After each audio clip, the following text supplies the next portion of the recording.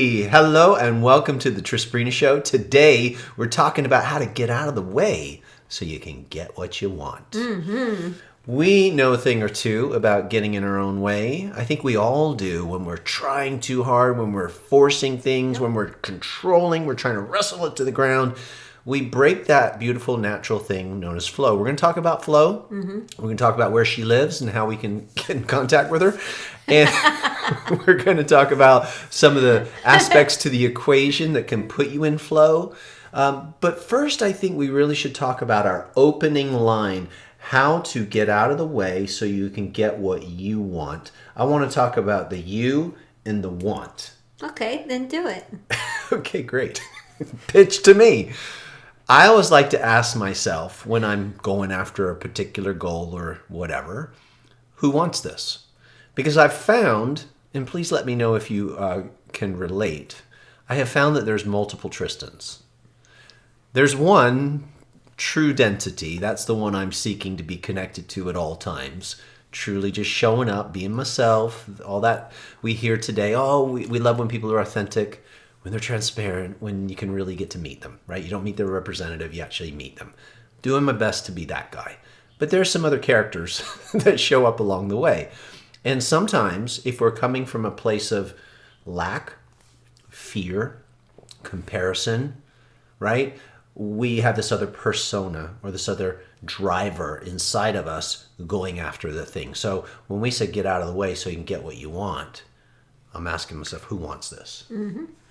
So that's, you have anything you'd like to add to this part of the conversation? Why would we ever, first of all, when we're talking about what you want, this is not necessarily a business conversation. It's like what you want, maybe better health, a better relationship, more self-confidence, could be something to do with your body, absolutely anything. We all have desires. Desires are great. I had a huge misunderstanding about that for many years. I thought, spiritual people wouldn't have desires. No, you want for nothing. Really?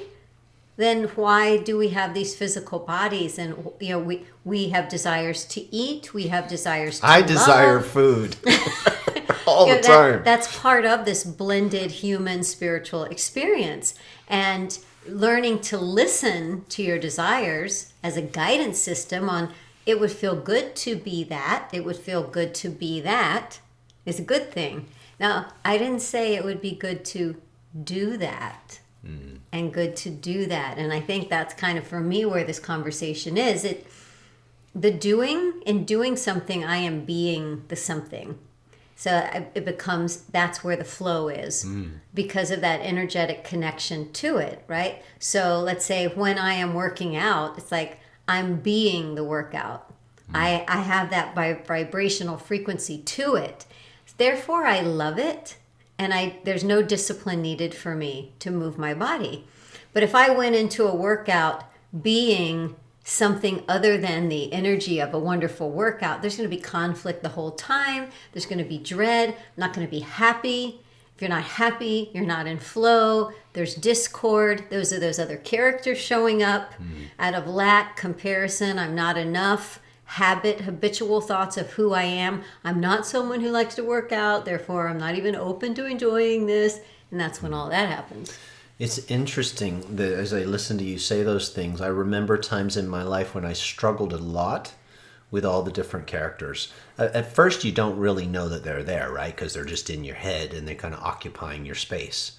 And then once you start to decipher the difference between them, oh, that particular character was driven by some comparison. I was trying to be like this other person. Or there was a jealousy component there.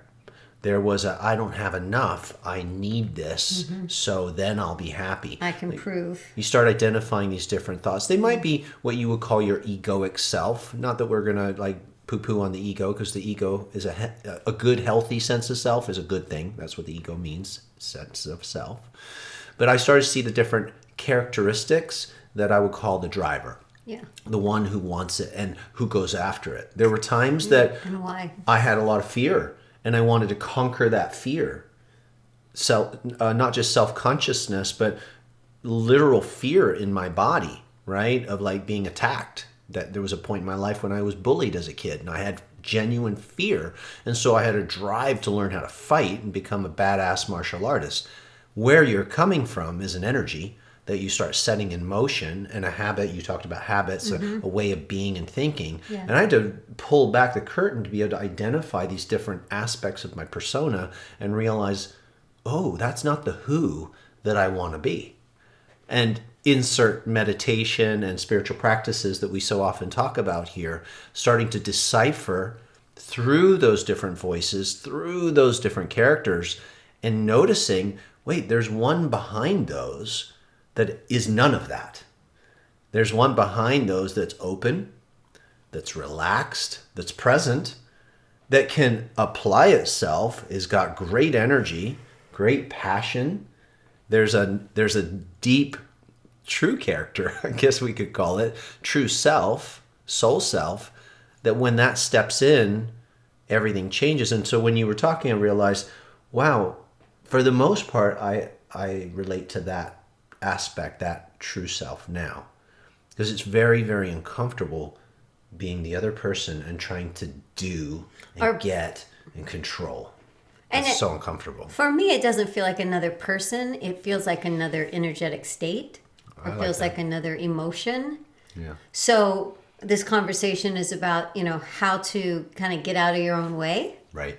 To get the things that you want. So how do you get out of your own way so that you can attain the level of health that you want? How do you get out of your own way so you can attain the relationship that you want? Mm-hmm. So there's already an assumption that the only thing holding you back from it is you. And that's a true assumption. So when we think about all of the things that maybe get in our way, we could think of it like big boulders blocking our path. What would some of those boulders be?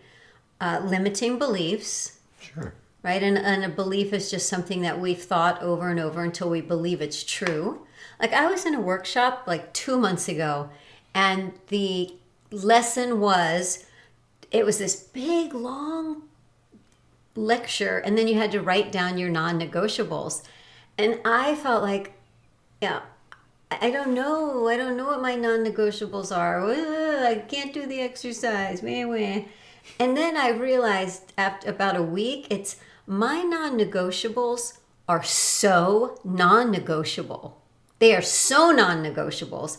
Didn't even occur to me that they would be non-negotiables. Because you don't have a fight. They are non-negotiable. You don't fight with whether or not you should or shouldn't. Yeah. That's what I was trying to say, is it's become such a way of life that it's a weird thing to talk about. Yeah. But for you, I would imagine one of those is moving your body every morning. And the order that I do things. The way that the things that I do in the morning that are the foundation of who I am. Feeding the dogs. Feeding the dogs, being with the dogs, taking care of the dogs, or taking care of children, whatever it is for you. Doing little things, taking care of your husband, washing your face, brushing it, like that kind of stuff. For me, moving my body. For me, looking, setting ahead for the day. I do that because I've always done it. So it didn't seem like, I need to write that down as a non-negotiable. That feels like who I am. It's embedded. So what are those things that are keeping me from maybe attaining some of the things that I want, are things that aren't embedded in me yet that I could maybe look at. So I'm going to say that some of those stones for most people would be lack, a belief that there is lack, and accepted an identity that I'm not like them. It's my nature to have lack. My family had lack. I grew up with this lack conversation, and that's the conversation I'm most comfortable with. I'm even uncomfortable with other people when they're talking about things and not adding the lack statements. Like I felt that. I've been in the past in situations, I say in the past because now I catch it, where people are like, yeah, we're thinking about going here for the summer in May, and then going here in June, and then we may go here in July. Aspen cottage for the spring. And I'm just like, whoa, you're going to have 3 vacations? Like, really? Is that a little greedy? Like, totally, like, just feeling awkward to say, we might drive to Dallas or... at the time. All right, so there's these beliefs that we have in lack, however small or however big. And then next to that, I think, is comparison. which I just demonstrated in that example. I immediately would compare. Wow, it never occurred to me I could have 3 vacations. Therefore, that comparison blocks me from moving forward at all. And then there's envy. So from comparison, I could go to envy. And if I don't go to envy, I'm going to go to competition. Well, I'll show them. Next year, I'm having 4 freaking vacations. Right? So what do you do with all of those? You're a competitive little being. Is too. how do you shift them into someone saying that, and instead of making it feel like lack, you may not be able to jump to, oh, who's my true self in this moment? But can you in that moment say, wow, that's more expansive. I'm going to kind of celebrate that that's their norm, that they have the abundance and the time, and they're choosing to do that with their time. And I'm going to feel happy for them. I'm going to celebrate that and have the energy of that possibility. Because only if I do can I move in that direction. As long as there's that lack or that competition or envy, you have to turn envy into like an us. And then competition, the same thing. You can't, anything that is not just a total like yes and ease and flow and good is a barrier for you getting that. Because whatever your energetic state is, that's what you attract. So you will attract the frequency of envy and competition and lack and comparing. You will not attract the energy of what's beyond those rocks. Move from lack to love. From lack to love. That's what you said earlier. So we could distill this down to 2 simple feelings. There's contraction and there's expansion, right? It may not be that black and white all the time, but there is a fear approach and there is an openness flow approach. So we're unpacking the statement for those of you who just got here, how to get out of the way so that you can get what you want.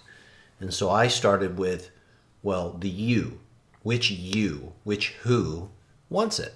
So we started to talk a little bit about the difference in your character. The who in Whoville. The who in Whoville, where you're coming from. Who wants this? That's the question I always ask myself, especially if something feels a little off. We're going to get into feelings in a moment. If it feels a little off, I have to check in. Where am I coming from? Who wants this? So that's just a great starting point with any desire. Then there's the word want, how to get what you want. Well, what is that you desire? What I've been able to distill over many years of desire is that I desire to feel happy, ultimately. And free. And joyful. I desire that more than the stuff or the excuse. But we use excuses. Desires are excuses. Goals are excuses to exercise your consciousness into being. Mm-hmm. You're here for a reason. You said we are creators. To create, to play, to have fun, to do stuff. Again, where am I now coming from in this desire or this goal? So if you're getting honest with yourself, anything that you're wanting, ask yourself, what do I really, really want from this? Because I don't want 3 vacations or 4 vacations. I can have a staycation and be completely happy. What I want is freedom. Time to breathe, to flow, to express love and joy, spend close time with the ones we love. I want to feel seen. I want to see. I want to be engaged in my life from a place of flow. So maybe when we feel like, that first question, where am I coming from? You could say other questions to ask yourself is, who am I coming from? Right? Yeah. Because of things that have happened in the past. Who am I coming from? Or we could say, what am I feeling from? Because that's just the key to me. I know that everything I think I want is so that I can experience a feeling of connectedness for me, freedom, expansion, and love. So that drive, even the misdirected competition that I've had, that desire to win, to get the leading part, to make the best grades, to get the most clicks, to win the opt-in contest, to get that interview.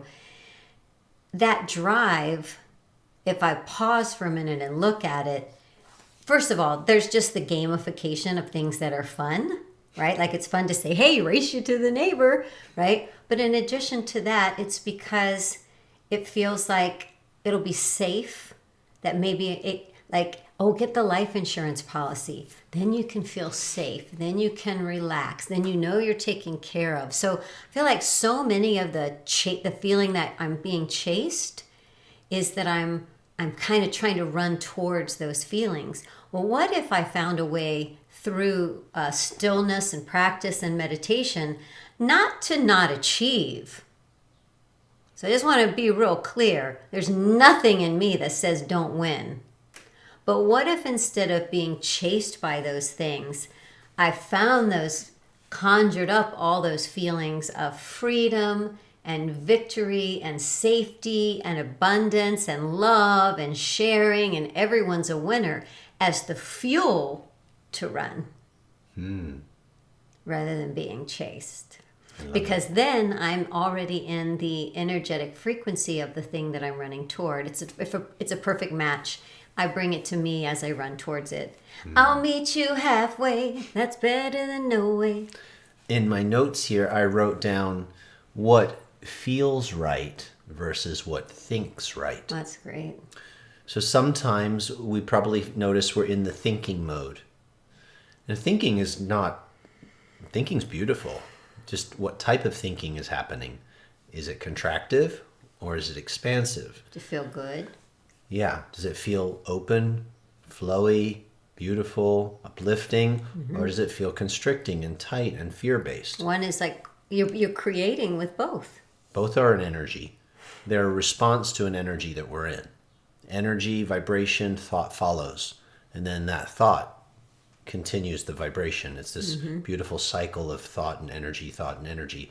So if your thoughts, reading like a barometer, are giving you feedback that this doesn't feel good, right? I'm thinking this, and check in. How does it make you feel?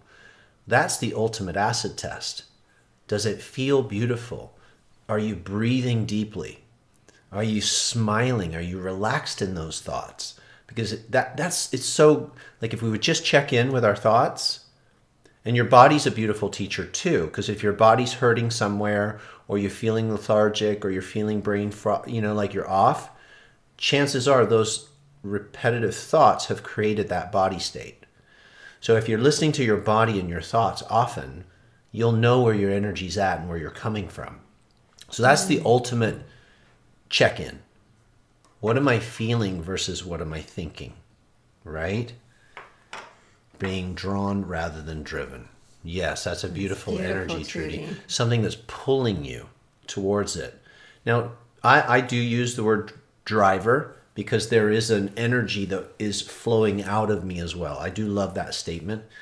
So asking yourself what feels right versus what thinks right. So take a breath, check in and listen. Is he like muscle testing? Does the energy go up when you focus on that want? So we're unpacking how to get out of the way so that you, the real you, can get what you really want.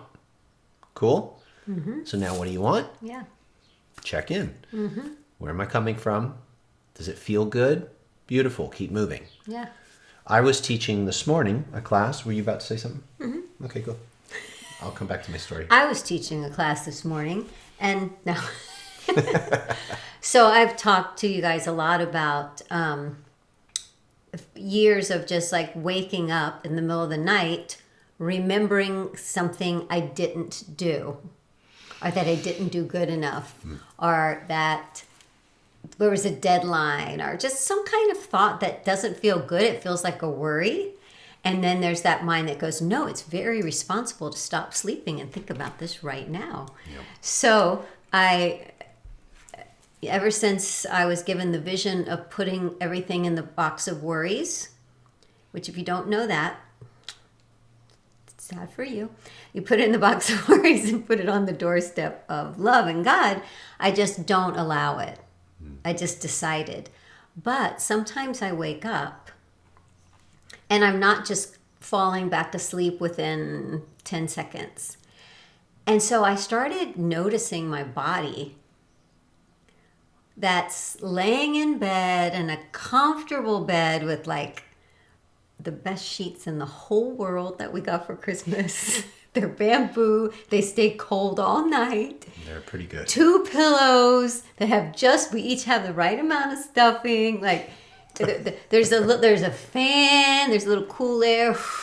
Like our bedroom is very conducive for rest. And I scan my body and I realize, how can I be laying here? And I'm telling you this because if you wake up at night, I want you to do this.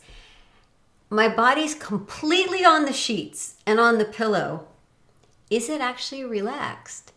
And I have to say, it wasn't. I've noticed this on repeat. I'm like, oh my gosh, I'm laying here in bed and my shoulders have tension. Wow. Or my butt, I'm clenching my butt just a little. That's how you got that firm butt. Or like my calves are tight. So I just do this quick scan, especially the neck and shoulders for me, and I just go, and I feel like I exhale, and as I exhale, I go deep in my imagining, deep into the mattress. And everything goes down. And I do my shoulders, and then I go down my back, and then my hips and my legs. And I'm so surprised at how those thoughts of being chased and needing to do something, laying in a bed, has created tension. That's just such an obvious, like, OMG for me. And then when I release it, I'm like, oh my gosh, I never would have known. I would have sworn there's no tension in my body. I just woke up until I saw it, but it was created by thought. And what's so beautiful that you've shared on this show and others before is earlier in life, Sabrina had some pretty intense situations in Hollywood as an actress where people tried to hurt her and strangle her and held by knife, chased, crazy stuff in that industry, in that town. She always got away, but there's some post-traumatic stress from that she's been healing and processing and clearing. And she's gotten to a point that she can just live this totally free flowing life, married a black belt who can kick ass. And even still, sometimes a little bit of that shows up, and it might or might not be related to that, but she's got a beautiful process to bring herself back into to flow and health and harmony. Yeah. The fact that she can catch it. So that's a big part of this conversation, is noticing when we're off and where we're coming from and what's going on in the physiology. I'd like to talk a little bit about effort, because it's an interesting word that some people think, no effort, it shouldn't be hard. And I want to refute that a little bit, because I think there's effort from a place of fear or lack, as we've been saying, and then there's aligned effort. Aligned effort. I'll read to you what I wrote. Everything that's worth having requires effort, or at least action, right? I'm not talking about the effort that's strained or forced, but rather effort that's fun. So I want to reframe effort for a moment. There's a huge difference between the two, right? Like the wacky workout. It's like finding a sweet spot between doing and being. You were talking about doing and being earlier. There is a sweet spot. For example, if you're a surfer, if you know anything about surfing, and you're out in the water and the waves are coming and you're on your surfboard, you have to paddle to line up with the wave so that you can catch it. But if you effort too much and paddle too much, the wave will crumble on top of you. You'll be too in front of it, or you'll fall off the top of it and you'll wipe out. But if you don't paddle enough, the wave will come past you and you'll miss it. There's just this right amount of effort that puts you in the sweet spot. I knew that was going to happen. that puts you in the sweet spot. And when you're in the sweet spot, you enter into something that people call flow state.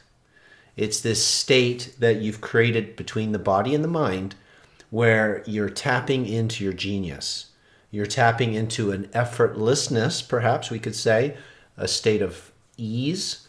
There's a feeling of great reward in the challenge of catching the wave or doing whatever the thing is, or presenting on stage, or, whatever. There's this incredible feeling of reward from the effort. That's what I mean by aligned effort. Cool? So, doing from a place of fun, from a place of flow, right, is ultimately, to me, how I get what I want. Because I can sit on my butt and I can meditate and envision and all that. But there is often, now I'm not saying that you can't just attract the most amazing things and it feels effortless. That's for sure. You'll think about someone or something and you get a call. Oh, you tell him. I forgot how it happened. Well, it was so crazy. Okay, so I was sitting downstairs. Let me remind him. I was downstairs.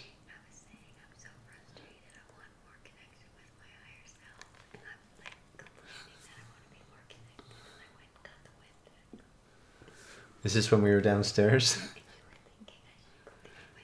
Okay, she'll tell part of the story, but this relates to what we're talking about. Don't you love the way we do that? I'm sitting downstairs having morning coffee after we'd had our lemon water. You're so cute. And I'm sitting on a chair and I'm looking at this beautiful glass coffee table. It's mirrored. And I'm thinking, when we first moved in, I was so on the ball, like cleaning. That's what you're thinking. That's what I'm thinking. I'm looking at the table and I see some drink marks and some smudges on this beautiful coffee table. And I thought to myself, as he's pretending to listen to me. She's in the background talking. She'll tell you what she was saying in a minute. And I'm thinking, oh, I hope I haven't lost that appreciation for this beautiful home, and that I continue to be mindful of all the things and keep everything lovely and tidy and clean. And I thought, I should get some Windex and clean this.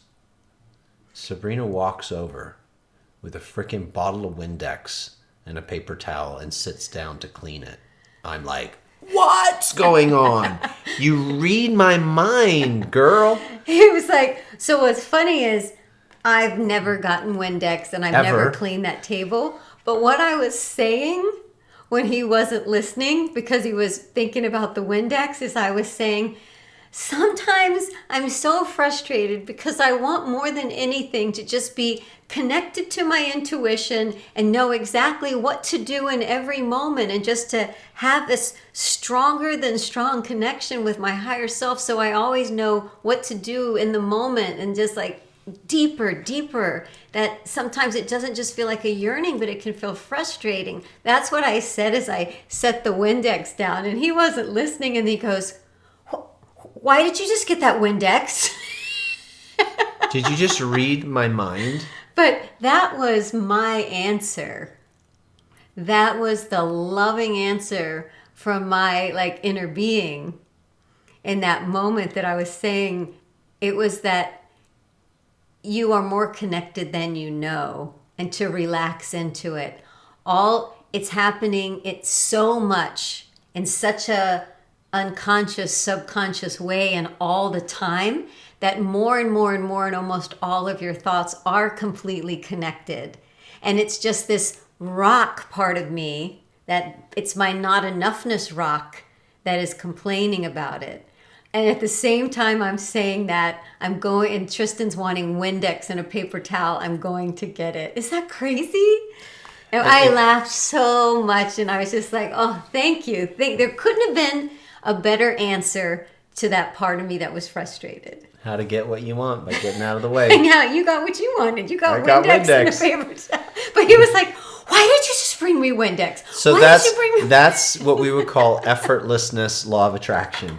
So sometimes you're in a thought state, and that which you're desiring will just show up. So was there effort? There was a little bit of internal aligning Remember, it's got to be fun. And I was in a place of like, I want to take care of this home. Yeah. I want to be in appreciation. I want to do my part. I want Windex. And then it manifests like that. So sometimes it is just delivered on your doorstep. But you were thinking, you said, I was just thinking, I wish I had some Windex right here. No, it was the weirdest thing ever. And of course, we have so many stories about manifestation just feels effortless, right? But there is a lining that takes place in order for those dots to connect, as we all get it, right? Getting out of contraction, moving into expansion.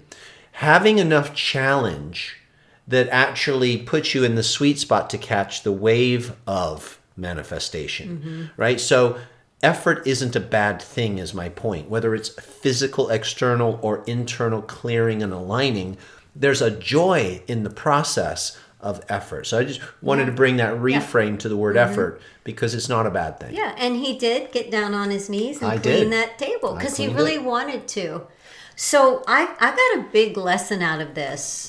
I don't know if the telling of it is the experience of it was so impactful, because that was a huge message. That was totally love communicating with me. And what I learned from that again and again is that I want to say, remember we talked about competition earlier?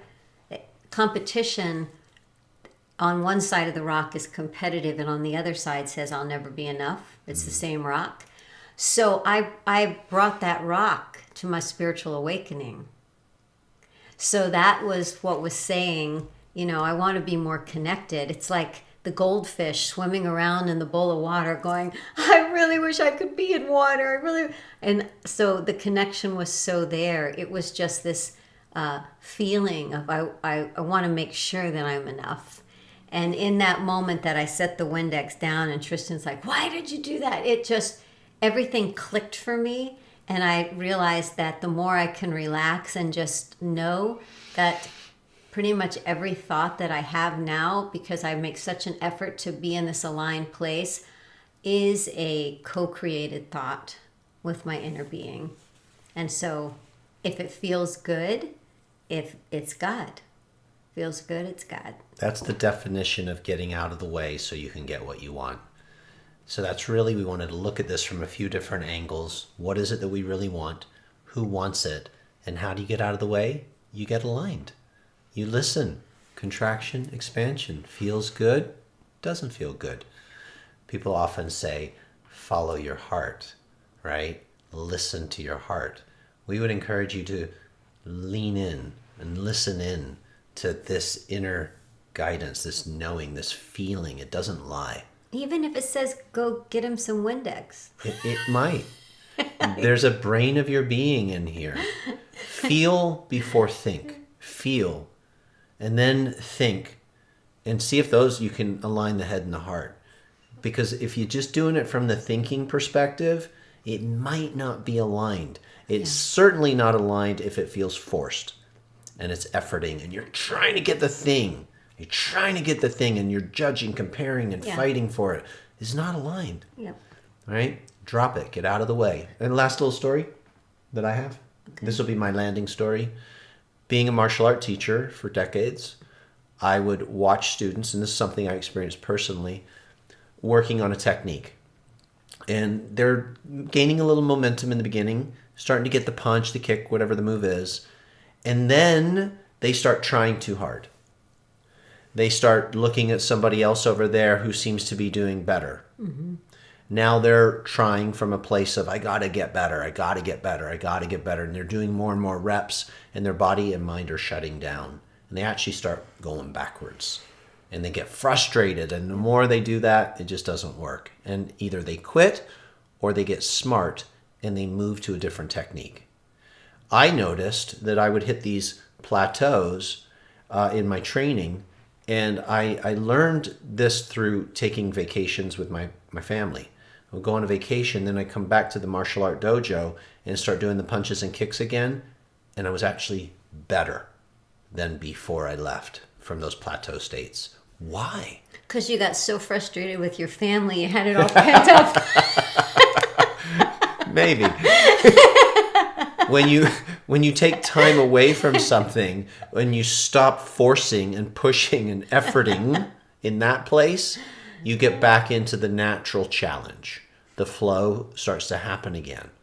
And so that is a beautiful thing, is to get out of the forcing mode, shift gears, and go and do something else and then come back to it. Eventually what can happen is you can literally access flow state without having to go through any of that. Today's training was a perfect example. I showed up here to teach something called the microcosmic orbit. And I've worked the craft. You mean this morning? This morning in class in our Life Force Dojo. And it was a master class that I already had prepared for in the past. And I had some diagrams and things because I practice this all the time. But I didn't have all the words and all the information that I would have if I had to really have the performance right and have it all layered out and scripted. I didn't have any of that. I sat here, I closed my eyes with my friends, and I connected to flow state. And then this just clarity came through, and the presentation was delivered, and I think it was a winner chicken dinner because it got a lot of great feedback. That happens when you are consistent with your whatever your art is, your practice. You have to be consistent. I felt slightly challenged, but I felt happy about the challenge. I was excited to deliver this particular training. It was something that I'm highly interested in, and I found a way to make it fun, and I used that state of getting out of the way, that meditation. And when you do those things that I'm sharing right now, you tap into the most genius aspects of yourself, and you absolutely get what you want. Yep. Coolio? 2 quickie things for you. When we think about what we want, even the smallest thing, we think about a straight line. We think the shortest distance is like, here's where I am and there's where I want to be, and it's a straight line. And I think that's where the efforting comes in. But where we live, we're sort of not by any particular highway, and maybe to get to the hair stylist, there's 4 different ways. So I always put it in the GPS. And sometimes the longest path on the neighborhood roads with the most lights are the shortest way. But I would never have thought that. I would always go the short way. So that's why I think trust in your feelings is difficult, because you can logic it away. Well, no, I'm going there. I should definitely take Bee Cave to Mopac and take that exit.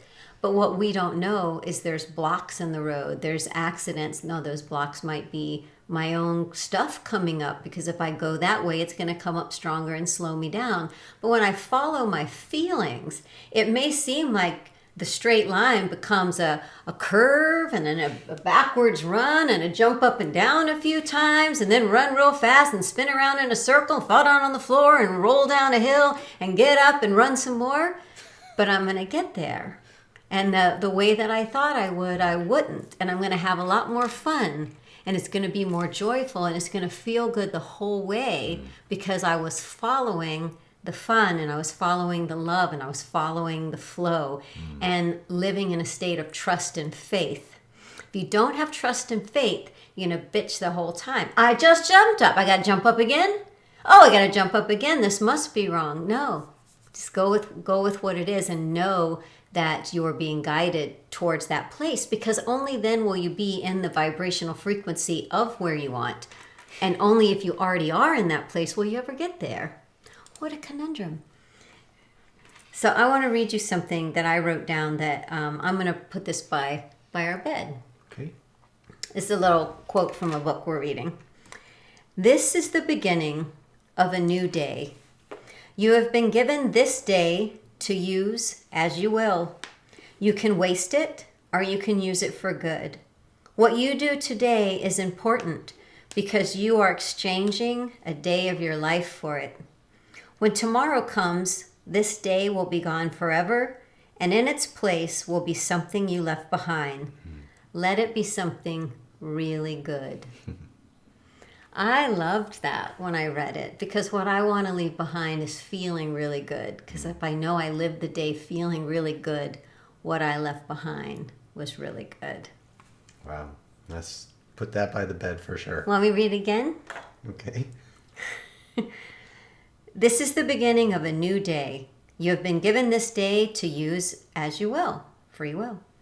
You can waste it or you can use it for good. What you do today is important because you exchange a day of your life for it. When tomorrow comes, this day will be gone forever, and in its place will be something you left behind.